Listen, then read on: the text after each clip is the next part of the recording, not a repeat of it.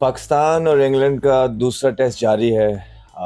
दूसरे दिन के अख्ताम पे पाकिस्तान एक स्ट्रॉन्ग पोजीशन पे है अपने उन प्लेयर्स के साथ जिन्होंने डोमेस्टिक में सालों साल परफॉर्मेंसेस की हैं।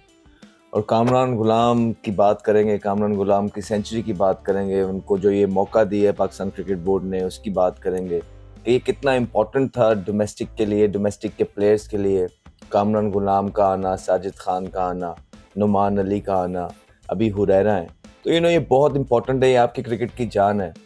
और कई अरसे से कामरान गुलाम अपनी बारी का इंतजार कर रहे थे और जैसे ही उनको बारी मिली है पहले ही मैच के अंदर इतने प्रेशर के अंदर, जहाँ पे उनको बाबर आजम की जगह नंबर 4 पे लाया गया, उस नंबर पे आके उन्होंने जो सेंचुरी स्कोर की है बिल्कुल काबिल तारीफ है। हम बड़े अरसे से कह रहे हैं कि 4 डे क्रिकेट आपका मेन हथियार है, यहाँ से आपने प्लेयर्स लेके आने हैं, यहीं से प्लेयर्स डेवलप होते हैं।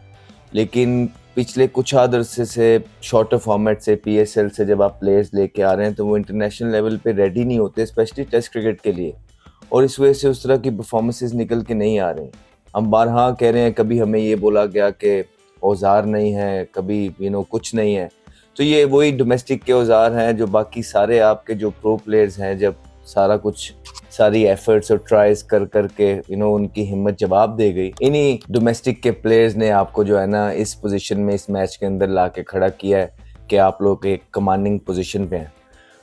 और ज़बरदस्त प्लेयर हैं कामरान गुलाम, और बिल्कुल डिज़र्व करते हैं, आप सबकी सपोर्ट डिज़र्व करते हैं, पूरे पाकिस्तान की सपोर्ट डिज़र्व करते हैं। अब उन्होंने अपना पोटेंशियल शो कर दिया है। अगेन अब ये टीम मैनेजमेंट पे है, कैप्टन पे है, क्रिकेट बोर्ड पे है कि उनको कैसे यूटिलाइज और इस्तेमाल करता है। ठीक है, अब एक पोटेंशियल है, आपने उसको आगे किस तरह लेके चलना है। क्या सारा कुछ इसी को खिला देना है या पिक एंड चूज़ करना है? जो आपके सीनियर प्लेयर्स हैं वो आके जो थोड़ी सी टफ सीरीज़ हैं आप वो उसमें पार्टिसिपेट करें और इनको थोड़ा सा होम में या शुरू में एडजस्ट करके चलाना है। ये जैसे भी क्रिकेट बोर्ड डिसाइड करे, बट आपके पास एक अब इस तरह का प्लेयर है नंबर 4 के ऊपर, जो आपको परफॉर्मेंसेस करके दे सकते हैं। एंड नंबर 4 एक बहुत इम्पॉर्टेंट नंबर है पाकिस्तान क्रिकेट टीम के लिए, किसी भी टीम के लिए, बिकॉज गालिबन थोड़ी सी सिचुएशन आसान होती है और उसका कंसिस्टेंट होना नंबर 4 के बैट्समैन का टेस्ट क्रिकेट में बहुत इंपॉर्टेंट है। So once again congratulations to Kamran Ghulam, और वो थॉरली ये डिज़र्व करते हैं और पूरे पाकिस्तान ने उनके लिए आवाज़ उठाई। और ये मेरा मतलब है कि किसी को भी इसका क्रेडिट लेने की ज़रूरत है नहीं। अगर किसी भी शख्स को इस चीज़ का क्रेडिट जाता है तो वो कामरान गुलाम को खुद जाता है कि सालों साल जो वो मेहनत करते रहे, उन्होंने हार नहीं मानी और वो नॉक करते रहे दरवाजे को, सिलेक्टर्स को नॉक करते रहे, और फाइनली हमने होश के नाखून लिए हैं और अपने डोमेस्टिक के परफॉर्मर को इज्जत दी है। ऑन अदर एंड आप देखें, साजिद खान भी, पाकिस्तान एक अच्छा टॉस जीता इन यंगस्टर्स के साथ, उसके बाद पाकिस्तान इस मैच के अंदर अच्छी कमांडिंग पोजीशन में है। स्टार ऑफ द डे रहे बॉलिंग के अंदर साजिद खान ने ज़बरदस्त बॉलिंग सोफर की है। गालिबन 4 आउट वो कर गए हैं, टर्न स्टार्ट हो गया है, ऑलमोस्ट समझ लीजिए डे 7 का पिच ये हो गया, क्योंकि सेम पिच पे मैच हो रहा है जिस पे पाकिस्तान लास्ट मैच में खेला है। सो एक अच्छा साइन है, कमांडिंग पोजीशन है। कोशिश यही करनी है कि अब ये ट्रेल के अंदर जो है ना, ये इंग्लैंड के बैट्समैन को पकड़ देना। लास्ट मैच में भी या उससे पहले भी बांग्लादेश के खिलाफ आप देखें, पाकिस्तान बार बार ऐसी पोजीशन में आया है जो कमांडिंग पोजीशन होती है, लेकिन उसके बाद वो जो एक रूथलेस तरीके से फिनिश करते हैं वो पाकिस्तान कर नहीं पा रहा है। तो अभी फिर इस मैच के अंदर, लास्ट मैच में भी था बांग्लादेश के अगेंस्ट भी पाकिस्तान कमांडिंग पोजीशन में था, अब इस मैच के अंदर पाकिस्तान फिर जो है एक अच्छी पोजीशन के अंदर है। अब देखना यह है कि इस दफ़ा क्या पाकिस्तान वो फिनिश कर सकता है जो पीछे 2 मैचों से नहीं हो पा रहा है, और फिर आके कैप्टन या कोई और आके कहते हैं कि हम कमांडिंग पोजीशन में थे लेकिन हमने लेट गो कर दिया अपनी गलतियों की वजह से।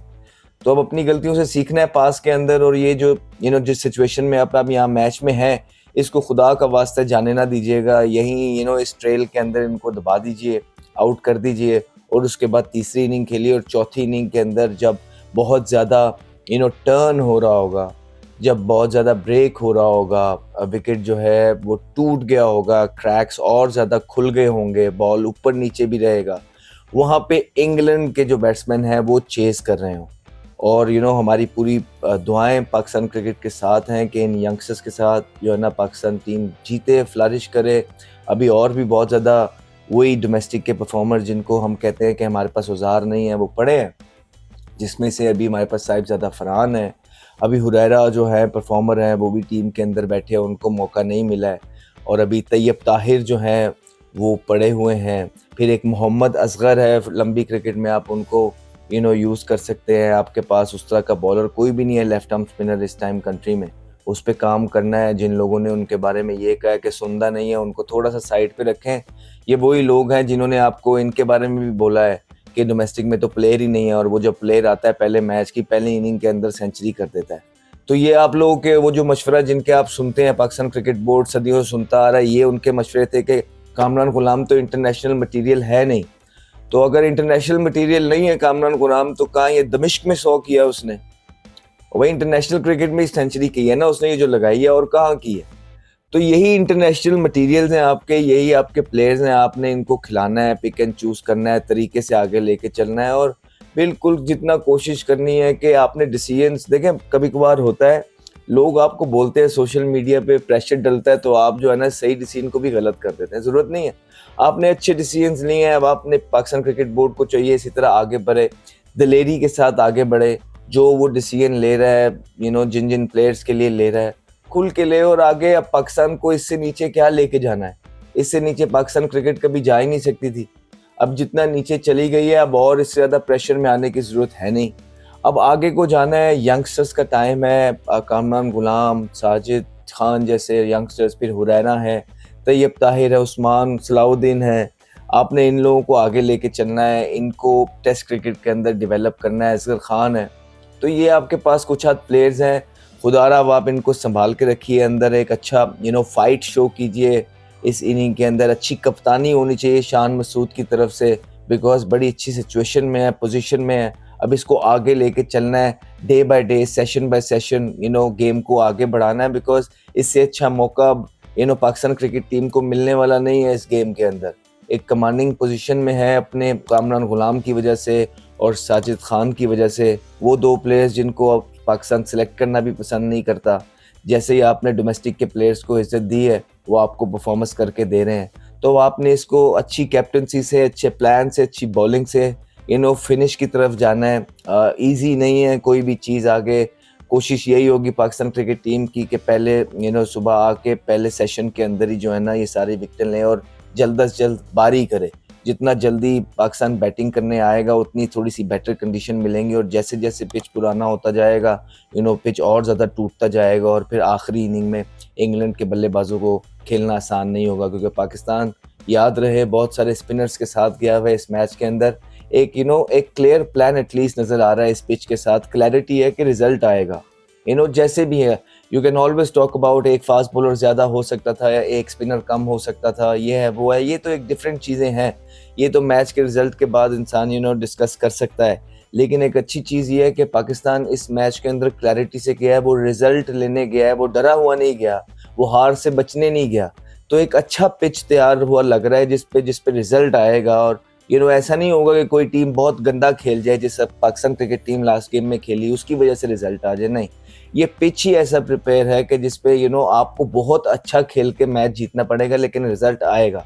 अब जो सी टीम अच्छा खेलेगी, स्पिनर्स को अच्छा मैनेज करेगी, जिनकी टेक्निक थोड़ी स्पिनर्स के खिलाफ अच्छी होगी, वो सर्वाइव करेगा। ऑब्वियसली ऐसे मैचों के अंदर टॉस बहुत मैटर करता है, जो पाकिस्तान ऑलरेडी जीत चुका है, और पाकिस्तान ना सिर्फ टॉस जीता है, एक अच्छी पोजीशन में भी है। सो होपफुली अब ज़्यादा बातें हम इसलिए नहीं करेंगे क्योंकि पाकिस्तान पहले पास्ट में भी रिसेंट पास्ट में भी इस तरह की पोजीशन में आया है जहां वो कमांड कर रहा था, लेकिन बाद में फिर होता ही है कि पाकिस्तान कमांड करता करता जो है ना ऐसी पोजीशन से हार जाता है। सो होपफुली इस मैच के अंदर वो गलतियां देखने की तरफ से ना मिले, ना बॉलर्स की तरफ से, ना कैप्टनसी की तरफ से। पाकिस्तान इस जो पोजीशन का है उसका फ़ायदा उठाए और इस मैच को किल करे। So all the best, and इंशाल्लाह होपफुली इट्स यंगस्टर्स के साथ, इस यंग टीम के साथ पाकिस्तान एक अच्छी शुरुआत करेगा, hopefully. Thank you. And he's got pumped for a big one. Talented young man, Ahmed Shahzad.